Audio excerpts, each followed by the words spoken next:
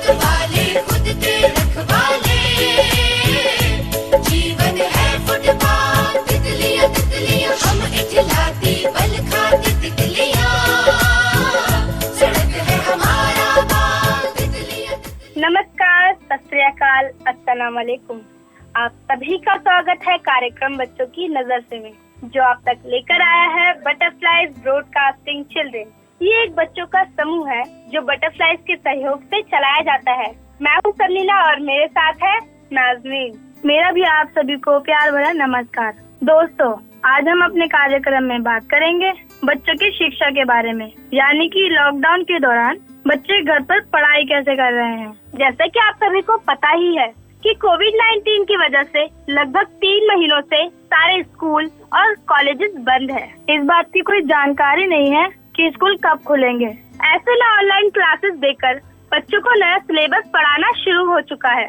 School का ये भी कहना है कि ऑनलाइन क्लासेस में जो सिलेबस कराया जाएगा वो बाद में नहीं दोहराया जाएगा। बच्चों का स्कूल की तरह ही टाइम टेबल बनाया गया है। बच्चों की कक्षा 9 बजे से शुरू हो जाती है, 4 से 5 घंटे चलती है। हर विषय की कक्षा 40 से 45 मिनट तक चलती है और हर कक्षा के बाद 15 मिनट का ब्रेक दिया जाता है। सभी बच्चों के माता पिता इस समय बहुत खुश है, क्योंकि स्कूल बंद होने के बावजूद उनके बच्चे पढ़ पा रहे हैं। लेकिन दूसरी तरफ वो चिंतित है, क्योंकि बच्चों को 4 से 5 घंटे तक मोबाइल लेकर बैठना पड़ता है। माता पिता का कहना है कि वैसे तो कहा जाता है कि मोबाइल से दूर रखें, लेकिन अभी बच्चों को पढ़ाई के लिए मोबाइल इस्तेमाल करना पड़ रहा है। उसके बाद बच्चे टीवी भी देखते हैं, जिससे उनका स्क्रीन टाइम बढ़ गया है, जिससे उनके सेहत पर असर पड़ता है। आजकल माता पिता कुछ ऐसे दुविधा में हैं कि बच्चों को पढ़ना भी जरूरी है, लेकिन उनकी सेहत भी अपनी जगह अहम है।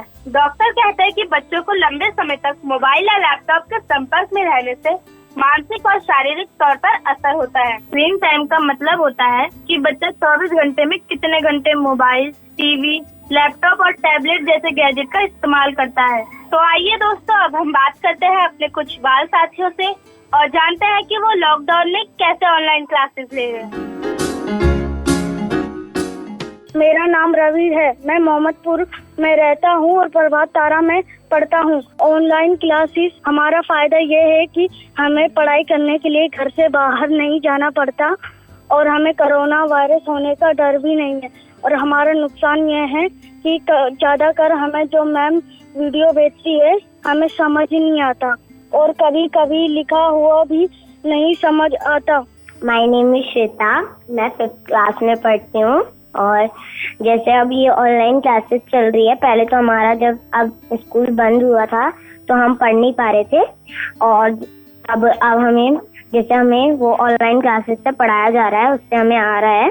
और ये लॉकडाउन की वजह से हम पढ़ नहीं पा रहे थे, तो अब मैम ने जब हमारी ऑनलाइन क्लासेस चालू की थी तो हम पढ़ पा रहे थे और हमारा जो होमवर्क था वो हम भेजते थे और मैम अच्छे से समझाती थी। ऑनलाइन क्लासेस में भी पढ़ के अच्छे से समझाती थी, पहले फोन करती थी और फिर बताती थी, तो इससे हमारा बहुत अच्छे से पढ़ाई हो रही है और अभी भी करते हैं हम पढ़ाई। जी, माय नेम इज रौनक, मैं 6th क्लास में पढ़ती हूँ। मैं मोहम्मदपुर में रहती हूँ और क्या बोलते हैं, मैं स्कूल नहीं जा पा रही। जो मेरा न्यू स्कूल था मैं उस पर जा नहीं पा रही हूँ और मैं वहाँ की टीचर्स को नहीं जानती ज़्यादा करके, जो हमें पढ़ाती हैं। तो जो वो काम देती हैं कुछ समझ ही नहीं आता, तो उनसे बार बार पूछना पड़ता है, तो उसमें थोड़ा दिक्कत भी होती है। और जैसे अगर फेस टू फेस ऑनलाइन में पढ़ाएं तो अगर वो ब्लैक बोर्ड पर समझाते हैं और हमें ठीक तरह से समझाए तो हमें समझ आता है, क्योंकि वो फेस टू फेस पढ़ा रहे हैं। और जो हमें समझ नहीं आ रहा वो हमसे सीधे पूछ सकते हैं कि मैम ये हमें समझ नहीं आ रहा, तो वो हमें सीधे समझेंगे कि इसे कैसे लिखते हैं, कैसे नहीं लिखते हैं, ये देख सकते हैं हम। और क्या बोलते हैं, और बाकी दोस्तों से मिल सकते हैं। और वैसे तो मिल नहीं पा रहे अभी हम, क्योंकि खुला नहीं है, और जो हमसे दूर रहते हैं उनसे भी नहीं मिल पा रहे हम। माय नेम इज निदा, मैं 8th क्लास में पढ़ती हूँ। जो पढ़ाई आमने सामने होती है उसमें ज्यादा वो होता है, ऐसे ऑनलाइन में ज्यादा मतलब लगता नहीं है, पढ़ाई समझ में भी नहीं आती। मेरा नाम अनन्या है, मैं सदर बाजार कॉन्टेक्ट पॉइंट से हूँ। इससे मुझे बहुत से फायदे भी हैं और नुकसान भी। जैसे मैं घर बैठे पढ़ाई कर सकती हूँ, जहाँ चाहे वहाँ पढ़ाई कर सकती हूँ, जितनी देर चाहूँ उतनी देर कर सकती हूँ। मेरा नाम आदम है और मैं जामा मस्जिद में रहता हूँ। आज का हमारा विषय है ऑनलाइन एजुकेशन। ये हमारे लिए सबसे आसान और सबसे फायदेमंद है और हमारा टाइम भी बचाता है। इसे हम कहीं भी और कभी भी प्राप्त कर सकते हैं। पहले का दौर कुछ और था।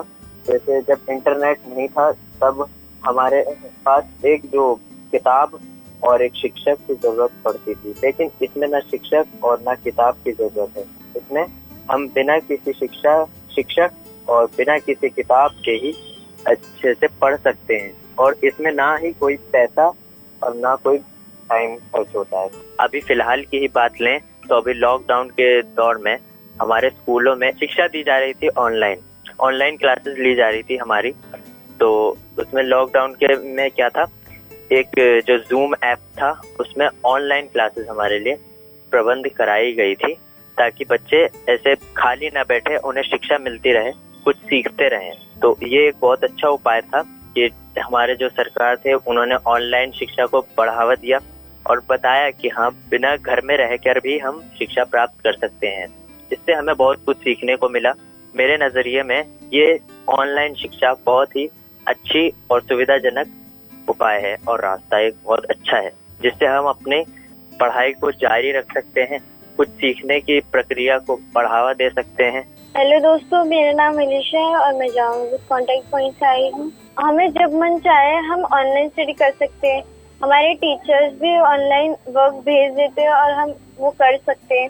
दूसरा ये है कि इस लॉकडाउन में भी और ऑनलाइन स्टडी पे वो लोग भी पढ़ सकते हैं जिन लोगों ने किसी कारणवश अपनी पढ़ाई रोक रखी थी या रोक दी या रुक गई, वो लोग अपनी पढ़ाई ऑनलाइन कर सकते हैं। सुनो घंटी बजी स्कूल की, चलो स्कूल तुमको पुकारे।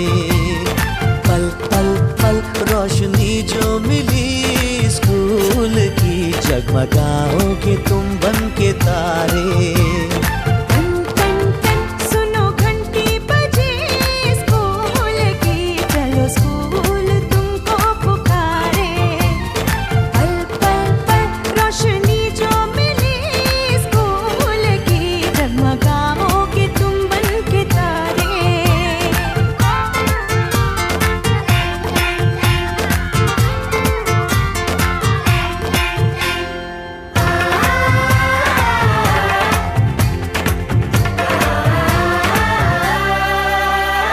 कॉपी और किताबें सारी स्कूल देगा, यूनिफॉर्म भी तुम्हारी। स्कूल देगा।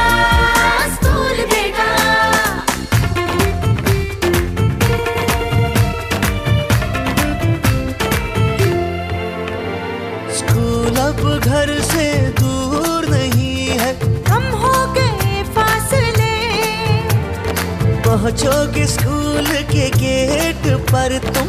थोड़ा सा भी जो चले, प्यार और नरमी से तुमको पढ़ाएंगे टीचर है ऐसे भले। सच सच सच रीत अब है यही स्कूल की, कभी टीचर ना बच्चों को मारे।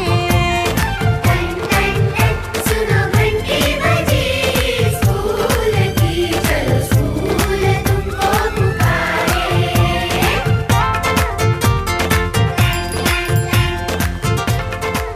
आप सुन रहे हैं कार्यक्रम बच्चों की नजर से, जो आप तक लेकर आया है बटरफ्लाइज ब्रॉडकास्टिंग चिल्ड्रन।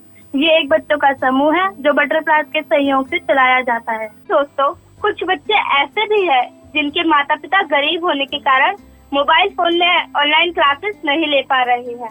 इसीलिए सरकारी स्कूलों के बच्चों को लॉकडाउन के चलते ही स्कूल में बुलाकर NCERT की बुक्स दी गई है ताकि सभी बच्चे घर पर रहकर बिना मोबाइल फोन के ही किताबों से पढ़ ले। टीवी पर सभी कक्षाओं के लिए चैनल्स है जिन पर सभी बच्चों को पढ़ाया जाता है उनकी कक्षा के अनुसार। ऑनलाइन क्लासेस ने बच्चों को एक रूटीन दिया है जो उनके मानसिक स्वास्थ्य के लिए अच्छा है।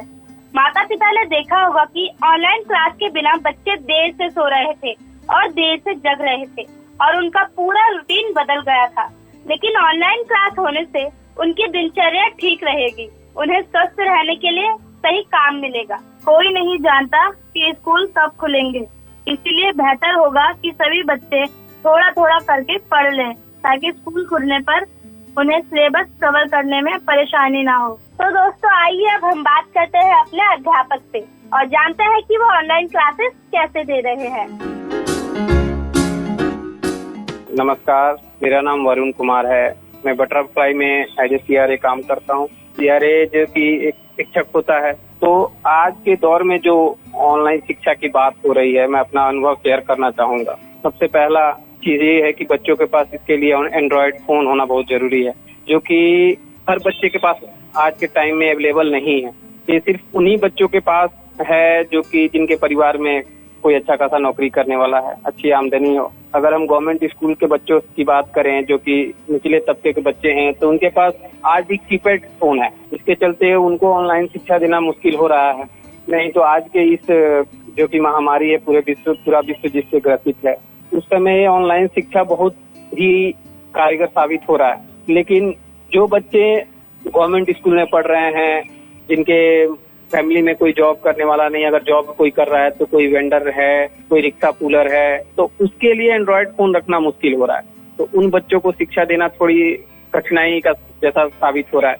हाँ, जिन बच्चों के पास एंड्रॉयड फोन है वो बच्चे एज ए क्लास अटेंड कर रहे हैं और सीखने की कोशिश कर रहे हैं। सीखने की कोशिश इसलिए मैं बोल रहा हूँ क्योंकि ये बच्चे भी अभी इस एप्लीकेशन से यूज टू नहीं हुए हैं। हाँ, ये बात है कि वो लोग सीख रहे हैं और धीरे धीरे बेहतर हो रहे हैं। और इसमें एक चीज और है कि ऑनलाइन शिक्षा में प्रॉब्लम ये आ रही है कि जहाँ 10 से ज्यादा बच्चे हो रहे हैं, वहाँ पे पढ़ाने में थोड़ी कठिनाई हो रही है।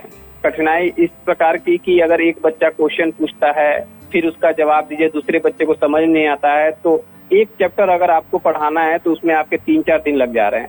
जो प्रोसेस है वो बहुत स्लो हो चुका है। हाँ, आने वाले समय में भी जब बच्चे इसे अच्छी तरह से यूज टू हो जाएं तो चीजें और तेज हो जाएंगी, बच्चे जल्दी तेजी से समझना सीखेंगे। और इसके लिए हमें वेट करना पड़ेगा। चाहे हम एक ही बार में सब कुछ हो जाए तो पॉसिबल नहीं है। हाँ, लेकिन मैं इतना जरूर कहूंगा कि बच्चे सीख रहे हैं, कोशिश कर रहे हैं। जिनके पास एंड्रॉयड फोन है वही बच्चे सीख पा रहे हैं। बाकी जो दूसरे बच्चे हैं उनको या तो उन बच्चों के पास बुलाना पड़ रहा है कि भाई आ जाओ, तुम्हारे पास नहीं है तो इस बच्चे के पास बैठ के पढ़ लो।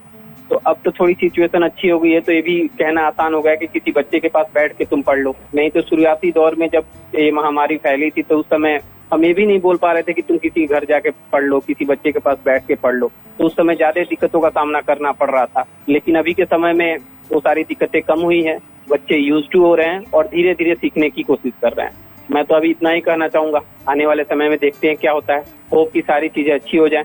और मैं ये भी बोलूंगा कि ऑनलाइन शिक्षा जो चलती रहनी चाहिए, उससे ये होगा कि बच्चे टेक्नोलॉजी से थोड़े फ्रेंडली हो पाएंगे, जो कि आने वाले भविष्य के लिए उनके लिए अच्छा होगा। Thank you.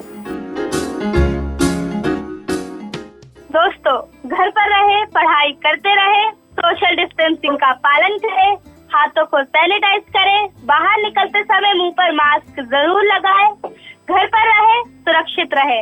उम्मीद करते हैं आपको हमारा कार्यक्रम अच्छा लगा होगा। इसी आशा के साथ हम आपसे विदा लेते हैं। अगले सप्ताह बृहस्पतिवार शाम 3:45 पर AIR FM रेनबो 102.6 फिर मिलेंगे। तब तक के लिए मेरा समीना और नाजमिन का नमस्कार।